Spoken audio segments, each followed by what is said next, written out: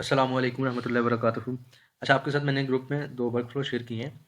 तो ये जो कैल डिज़ाइनर वाला वर्कफ़्लो है, ये इसमें हम अपनी प्रॉम्प्ट और अपना जो इनपुट है, उसको हम डिज़ाइन करेंगे कि कैसे हम प्रॉम्प्ट बना सकते हैं और कैसे हम इनपुट डाटा यूज़र से लेंगे, ठीक है? क्योंकि प्रॉम्प्ट बेस पे आपने जितनी भी प्रॉम्प्ट्स या वो एप्लीकेशन सेलेक्ट की थी, उनमें क्या होता था कि इनपुट यूज़र से कोई ना कोई डाटा लेते हैं एज़ ए इनपुट, कि अगर हमने कोई स्टोरी लिखनी है, तो यूज़र हमें टॉपिक बताएगा कि इस टॉपिक पर स्टोरी लिखनी है और उसका लेंथ कितनी होगी, कौन सी लैंग्वेज, टोन या वटेवर क्या चीज़ यूज़ करनी है, ठीक है।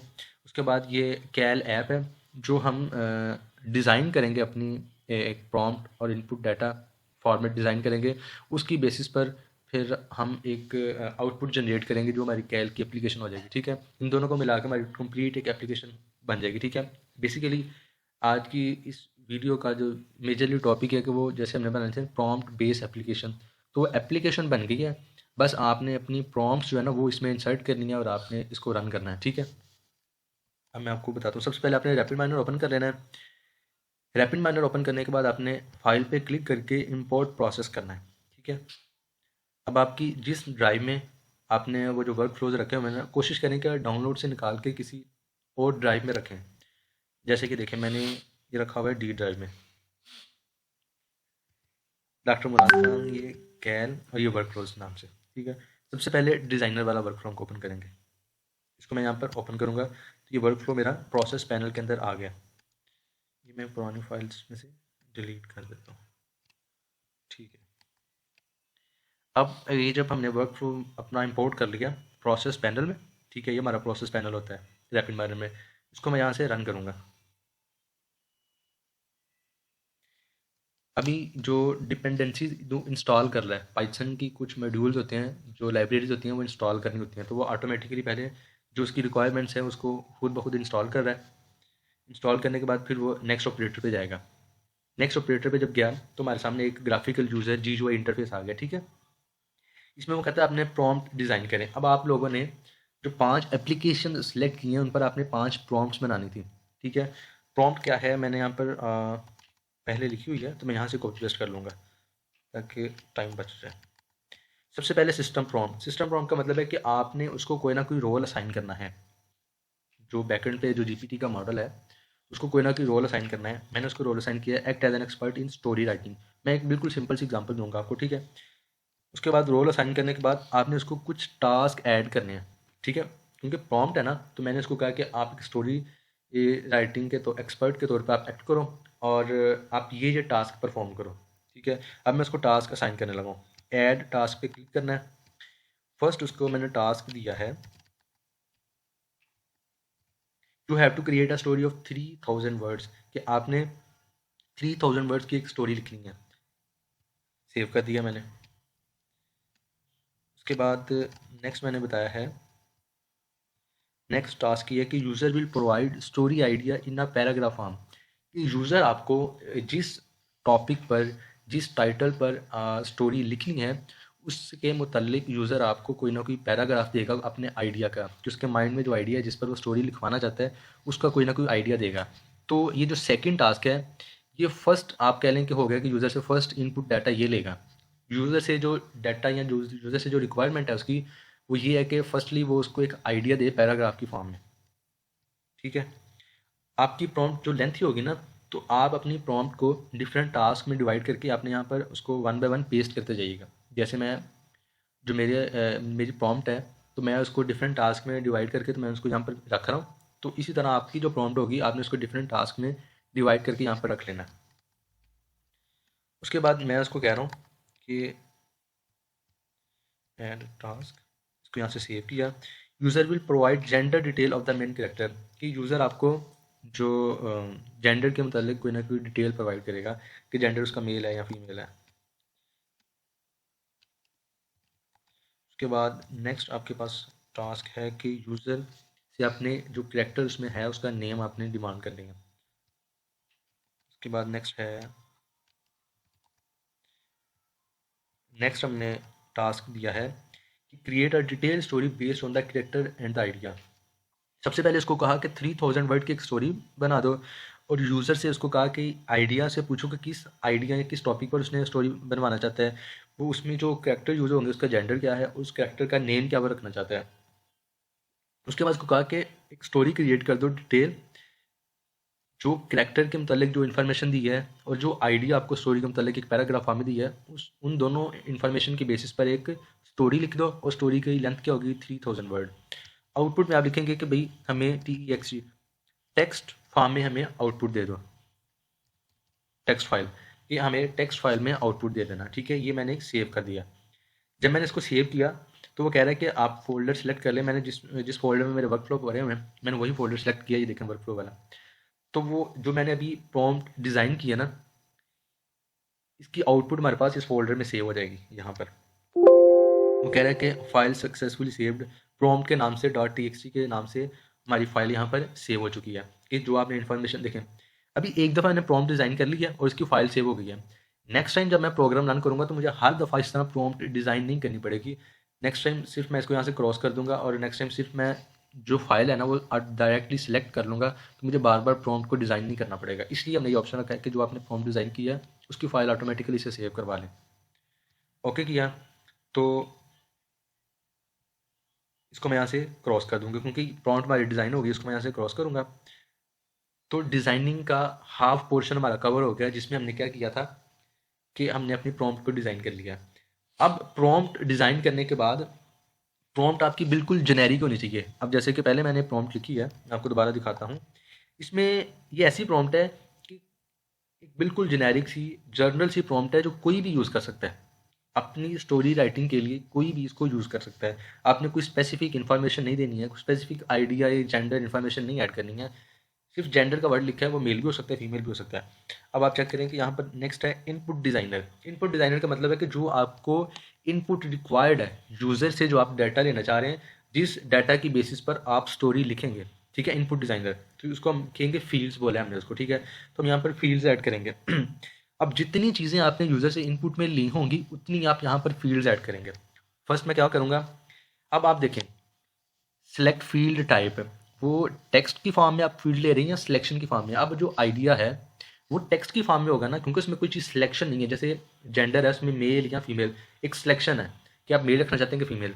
लेकिन जो आपके पास एक आइडिया है उसमें कोई सिलेक्शन नहीं है, वो टेक्स्ट की फॉर्म में हम लेंगे। टेक्स्ट पे क्लिक करेंगे, आइडिया यहाँ पे लिख देंगे। आप नोट थोड़ा डिटेल में लिख सकते हैं, मैं सिर्फ शॉर्ट सा लिखूंगा। ठीक है, उसके बाद नेक्स्ट फील्ड। नेक्स्ट हमारे पास क्या था कि जेंडर की सिलेक्शन करनी है, तो वो टेक्स्ट में हम नहीं करेंगे, उसका एक सिलेक्शन बनाएंगे कि सिलेक्ट करो मेल है कि फीमेल। तो इस पर मैंने क्लिक किया,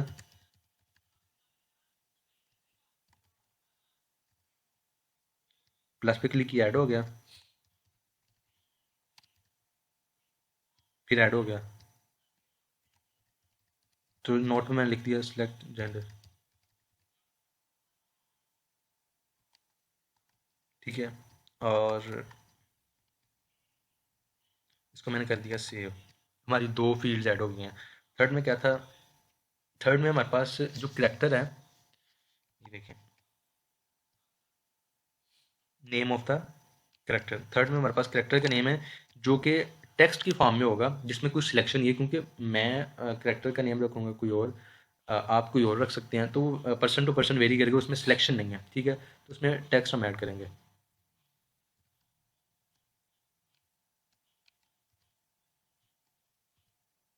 इसको मैं यहाँ पर सेव कर दूंगा। तो इनपुट डिज़ाइनर में हमने तीन चीज़ें हमें इनपुट में चाहिए थी। इनपुट में हमें तीन चीज़ें यूज़र से रिक्वायर्ड थी, तो मैंने उसकी तीन फील्ड्स बना ली। ठीक है, उसके बाद सेव टू एक्सेल। उसको मैं कहूँगा कि मैंने अपनी फील्ड जितनी थी मैंने ऐड करनी है। अगर कोई गलती से ऐड हो जाए तो उसको आप सिलेक्ट करके डिलीट कर सकते हैं या एडिट भी कर सकते हैं। अब हमने तीन फील्ड्स ऐड कर ली, उसको मैं यहाँ से सेव कर लेंगे, सेव टू एक्सेल। वो कहेगा कि उसने ऑटोमेटिकली वो फोल्डर सेलेक्ट कर लिया है वर्क फ्लो वाला। इसमें मैं यहाँ पर सेव कर लूँगा, वो कह रहा है आपका सेव हो गया। अब ये क्या हुआ है, अब मैं इसको यहाँ से क्रॉस कर लूँगा। अब आप देखें कि हमारा ये जो वर्क फ्लो है कम्प्लीटली रन हो चुका है। ठीक है, इसमें क्या हुआ है कि हमने अपनी प्रॉम्प्ट को डिज़ाइन कर लिया है और इनपुट फॉर्मेट को हमने डिज़ाइन कर लिया। नेक्स्ट पे हम जाएंगे तो सेम उसी तरह इंपोर्ट प्रोसेस पे करेंगे। जिस पीसी पे जाऊँगा,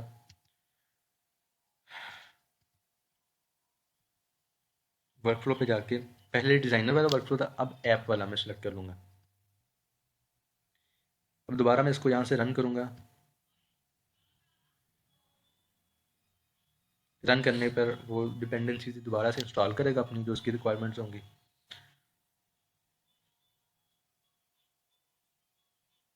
और उसकी डिपेंडेंसीज ये देखिए यहाँ पर वारा ऑप्शन की इंस्टॉल हो चुकी हैं। तो अब वो एप्लीकेशन पे आ जाएगा। अब आप ये चेक करें कि ये देखिए यहाँ पर आपकी एक ना वेब बेस्ड या मोबाइल बेस्ड एप्लीकेशन इस तरह होती है ना, जैसे मोबाइल का एक पूरा व्यू होता है, उस तरह आपकी एप्लीकेशन एक बन गई है। वो कह रहा है कि वो जो एक्सेल फाइल अपनी फील्ड्स की बनाई थी वो सिलेक्ट करें, क्योंकि फील्ड की फाइल में हमारे पास वो डाटा पड़ा हुआ है जिससे जिससे हमने इनपुट लेनी है। फील्ड की मैं फाइल सेलेक्ट करूंगा तो उसको पता लग जाएगा कि यूजर से ये चीज़ें उसको इनपुट में चाहिए। वो कह रहा है अपना आइडिया दो, गिव योर आइडिया, जिस पर उसने स्टोरी लिखनी है। अभी मैंने बिल्कुल सिंपल सी एक एक दो दो कीवर्ड्स लिखे हैं, आपने यहाँ पर थोड़ी डिटेल ऐड कर सकते हैं कि क्या आइडिया के क्या मतलब है यहाँ पर, ताकि अगर कोई ब्लैंक माइंड हो जिसको नहीं पता कि क्या चीज़ है तो उसको पता लग सके। मैं यहाँ पर इसको अपना आइडिया दे देता हूँ। इसमें लिखा था ओपन विद नोटपैड, कॉपी किया, उसके बाद या मैं आया वर्क फ्लो पे, आइडिया दिया मैंने इसको, उसके बाद नेक्स्ट पे क्लिक किया। उसने कहा कि जेंडर सेलेक्ट कर लो, मेल के फीमेल, मैंने कहा फीमेल है।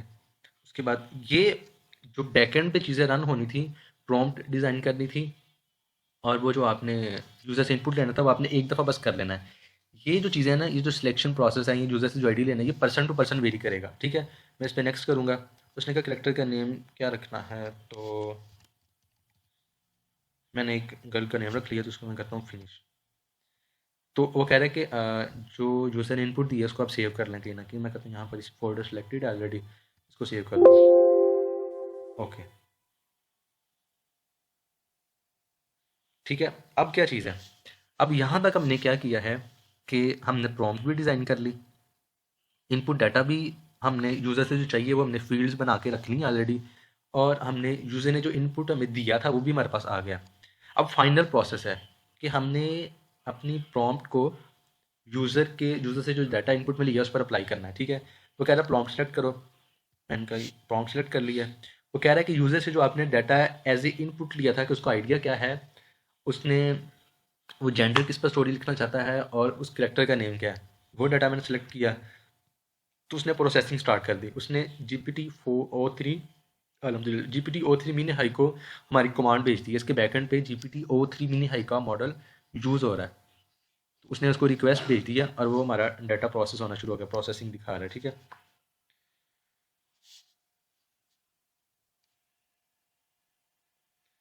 अब ये क्योंकि आपको बताया था कि O3 मिनी हाई जो एक रीजनिंग मॉडल है, तो जो रीजनिंग मॉडल होता है वो थोड़ा सा टाइम लेता है आउटपुट देने में। ठीक है, तो ये थोड़ा सा टाइम लेगा, मैक्सिमम 1 डेढ़ मिनट या ऐसे भी कम शायद दे। ये आउटपुट हमारे पास आ गई है, इसको मैं सेव करूँगा, उसी आउटपुट को सेव कर देगा। वो कह रहा है कि आपकी आउटपुट सेव हो गई है। अब मैं इसको देखता हूँ, तो ये हमारी ये वाली आउटपुट, उसने सुमन और उसके नाम से जो जितनी भी है ना जो आइडिया दिया था उस पर हमने उसने एक स्टोरी बना दी है। ठीक है, पार्ट 1 स्टोरी का, पार्ट 2, पार्ट 3, 4, 5, और वो कह रहा है अप्रोक्सीमेटली ये 3000 वर्ड्स है। चलो हम इसको काउंट करके भी देख लेते हैं आया क्या, उसने जो आउटपुट दी है 3000 वर्ड की है।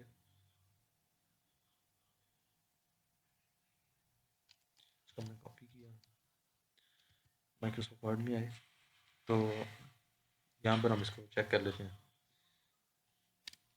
यहाँ पर पेस्ट करता हूँ, तो ये तकरीबन 2600 2700 वर्ड्स है। ठीक है, उसके करीब करीब है। तो ये एक बिल्कुल सिंपल सा टास्क था जो मैंने इस एप्लीकेशन से परफॉर्म करवाया स्टोरी। आपने जो जो एप्लीकेशन सेलेक्ट की हैं आप वो वाले टास्क इससे परफॉर्म करवाएंगे। ठीक है, और ये बिल्कुल एक सिंपल सा टास्क है, इससे काफ़ी डिफ़िकल्ट काम जो आपकी प्रॉब्लम्स हैं वो इसके ज़रिए सॉल्व करवा सकते हैं। ठीक है, अब आपने करना क्या है, अब आपको यहाँ तक समझ आ गया ना। अब आपका टास्क मैं आपको एक दफ़ा एक्सप्लेन कर देता हूँ, मैं आपको दोबारा एक दफ़ा बताता हूँ। इसको मैं स्टॉप करके दोबारा रन करूँगा। दोबारा इसलिए रन कर रहा हूँ कि देखिए एक दफ़ा आउटपुट आई है, आपने आउटपुट को चेक करना है कि आया क्या वो आउटपुट ठीक है।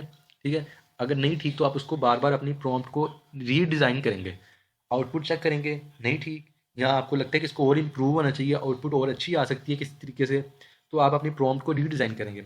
और रीडिज़ाइन करने के लिए आपने ये रिसेंट प्रोसेस में जाना है और आपने डिज़ाइनर वाला वर्क फ्लो ओपन कर लेना है और दोबारा आपने प्रॉम्प्ट को रीडिज़ाइन करते जाना है।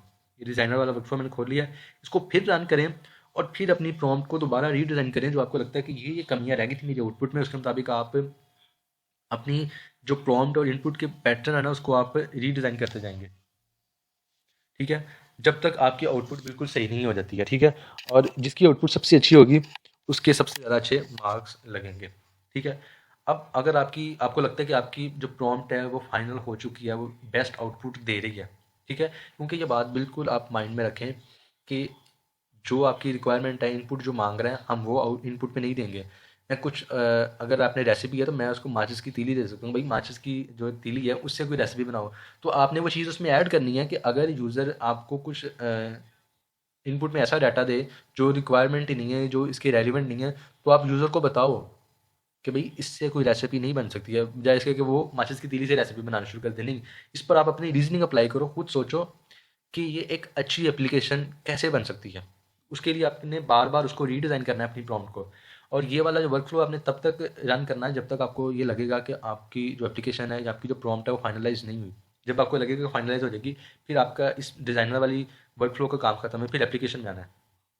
फिर आपने बार बार एप्लीकेशन, क्योंकि डिज़ाइनर वाले का काम खत्म हो गया, तो दोबारा डिज़ाइनर वाले रन नहीं करनी है। अब फॉर एग्जाम्पल के तौर पे मैं बताता हूँ कि जो मेरी प्रॉम्प्ट है वो फाइनलाइज हो चुकी हुई है, इसलिए अब मुझे दोबारा डिज़ाइनर वाला वर्क फ्लो रन करने की ज़रूरत नहीं है। अब मैं सिर्फ एप्लीकेशन वाला करूँगा। पहले मैंने उसमें आइडिया कुछ और दिया था, अब की बार मैं चाहता हूँ मैं किसी और आइडिया पर स्टोरी जनरेट करना चाह रहा हूँ, उसमें करेक्टर कोई और हो, मैं दोबारा रन करूँगा।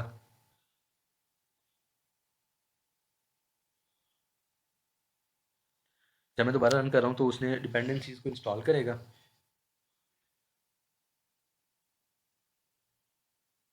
उसके बाद हमारे पास एप्लीकेशन कह रही है अपना, वो कह रहा है कि अपनी फील्ड सेलेक्ट करो, उसके मुताबिक हमसे फिर आइडिया लेगा। नेक्स्ट करूँगा तो फिर मुझसे वो जेंडर या करेक्टर के बारे में सारी इन्फॉर्मेशन लेगा, दोबारा मुझे आउटपुट दे देगा। ठीक है, यहाँ तक आपको वर्क फ्लो उम्मीद है सारा समझ आ गया होगा, एप्लीकेशन कैसे रन होगी और इसका क्या प्रोसेस है और आपने करना क्या है। अब आपका जो मिड मिड टर्म का एग्ज़ाम है ना, उसमें आपके आपके साथ 3 स्लाइड्स, अभी 3 प्रेजेंटेशंस अब आपको, या 3 लेक्चर्स कह लें, आपको अभी तक दिए जा चुके हैं, जिसके आपके पास वो 50 स्लाइड्स मौजूद हैं। ठीक है, वो आपकी मिड टर्म का हिस्सा होंगी और ये जो आपकी एप्लीकेशन है ये वाला हिस्सा होगी। ईद से पहले पहले, हाँ बिल्कुल, मैं सुबह आपको कंफर्म कर दूंगा कि आपकी डेडलाइन क्या है, या ईद से पहले या ईद के बाद तक आपने अपनी पाँचों की पाँचों जो है ना एप्लीकेशन, वो इस पर रन करके उसकी स्क्रीन रिकॉर्डिंग करके वीडियो बना के आपने यूट्यूब पे अपलोड कर देनी है। और मैं आपके साथ एक गूगल फॉर्म शेयर करूँगा, आपने उस गूगल फॉर्म में उस यूट्यूब वीडियो का लिंक पेस्ट करके सबमिट करना है। हम आपकी वो वीडियो देखेंगे, आपने उसमें जो अपनी एप्लीकेशन हमने हमें एक्सप्लेन करनी है कि आपकी एप्लीकेशन का मकसद क्या है, और आपने फिर प्रैक्टिकली पाँचों एप्लीकेशन को रन करके दिखाना है। जिसकी एप्लीकेशन जितनी अच्छी होगी, जितनी अच्छी आउटपुट होगी, उसको उतने अच्छे मार्क्स मिलेंगे। ठीक है, समझ लें कि आधे नंबर आधा आपका थ्योरेटिकल पेपर होगा मिड का और आधा आपका प्रैक्टिकल पेपर होगा। अगर 18 नंबर हैं तो 9 नंबर आपके इस वीडियो के होंगे जिसमें आप सारा काम करेंगे, 9 आपका थ्योरेटिकल पेपर आ जाएगा। ठीक है, दोबारा एक्सप्लेन कर देता हूँ कि आपने जो 5 एप्लीकेशंस बनानी है, 5 प्रॉम्प्ट डिज़ाइन करनी है, और इसमें आपने इस एप्लीकेशन के थ्रू रन करके 5 प्रॉम्प्ट्स डिज़ाइन करके इस एप्लीकेशन के थ्रू, इस वर्क फ्लो के ज़रिए रन करके आपने उसकी पाँचों की वीडियो बना के यूट्यूब पर अपलोड करके, और मैं आपको गूगल फॉर्म दूंगा, उसमें आपने उस वीडियो का लिंक प्रोवाइड कर देना है। तो आज का लेक्चर बस यहाँ पर ख़त्म होता है। तो ठीक है, अल्लाह हाफिज़।